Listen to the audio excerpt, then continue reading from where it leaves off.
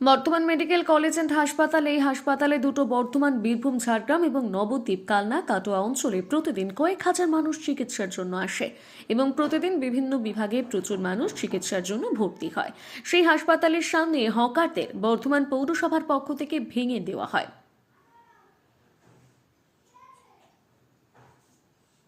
বর্ধমান পৌরসভার তোলাবাজি এবং অপদার্থতার জন্য প্রতিদিন চিকিৎসা নিতে আসা রোগী এবং রোগীর পরিবারের মানুষের হয়রানির মুখে পড়তে হচ্ছে। হকারদের দোকান ভেঙে দেওয়া হয় বর্ধমান পৌরসভার পক্ষ থেকে এবং তারপর বলা হয় যে দোকানগুলোতে পুনর্বাসন দেওয়া হবে, কিন্তু দীর্ঘদিন হয়ে যাওয়ায় এখনো পর্যন্ত হকারদের নিয়ে পৌরসভা কোনো চিন্তা ভাবনা করেনি। এই হকারদের কাছ থেকে প্রতিদিন রোগী সহ রোগীর পরিবারের মানুষরা পরিষেবা পায়। গরম জল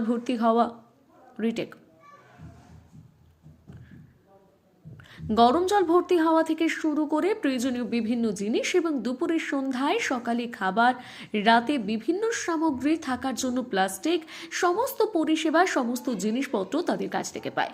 কিন্তু দোকান ভেঙে দেওয়ার পর রোগীর পরিবারেরা বেকায়দায় পড়েছে। তাদের খেতে হয় উন্মুক্ত আকাশের নিচে, প্লাস্টিকের নিচে।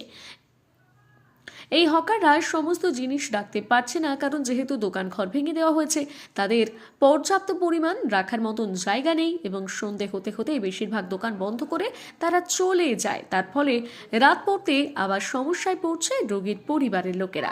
এই হকাররা বারবার করে জানিয়েছে, তারা বলেছে দরকার হলে আমরা কিছু টাকা দিতে চাই, আমাদের পুকুরের পাশ দিয়ে যে জায়গা আছে সেখানে দোকান ঘর করে দেওয়া হোক, তার বিনিময়ে আমরা মূল্য দিতে রাজি আছি এবং সেটি যদি দোতলা করে তাহলে পৌরসভারও আয় হবে, কারণ উপরে ঘর ভাড়া দিলে সেখান থেকে পৌরসভার আয় আসবে।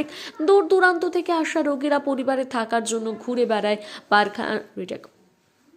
পায়খানা, বাথরুম দরকার হয়, তারা ঘর ভাড়া নিয়ে থাকতে পারে।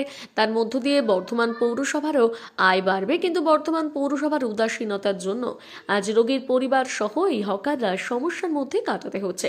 এবং আরও অভিযোগ, অঞ্চলের মানুষের ওই ওয়ার্ডের কাউন্সিলরের কোনো কথা কেউ শোনে না। পাশের ওয়ার্ডের থেকে তৃণমূলের নেতারা এসে এখানে দাদাগিরি করে, তাদের কথাতেই এই হসপিটালের সামনে সমস্ত কাজ হয়। বর্ধমান মেডিকেল কলেজ অ্যান্ড হাসপাতালের 4 নম্বর গেটে, যেখানে SICU শিশুদের ওয়ার্ড, MRI, এক্স-রে, সেই 4 নম্বর গেটের সামনে অটো টোটো দৌড়তে রোগীর পরিবারের লোকেরা অতিষ্ঠ।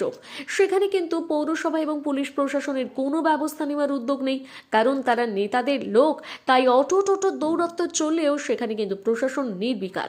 এখন দেখার বর্ধমান পৌরসভা কি রোগীর পরিবারের স্বার্থে উদ্যোগী হবে।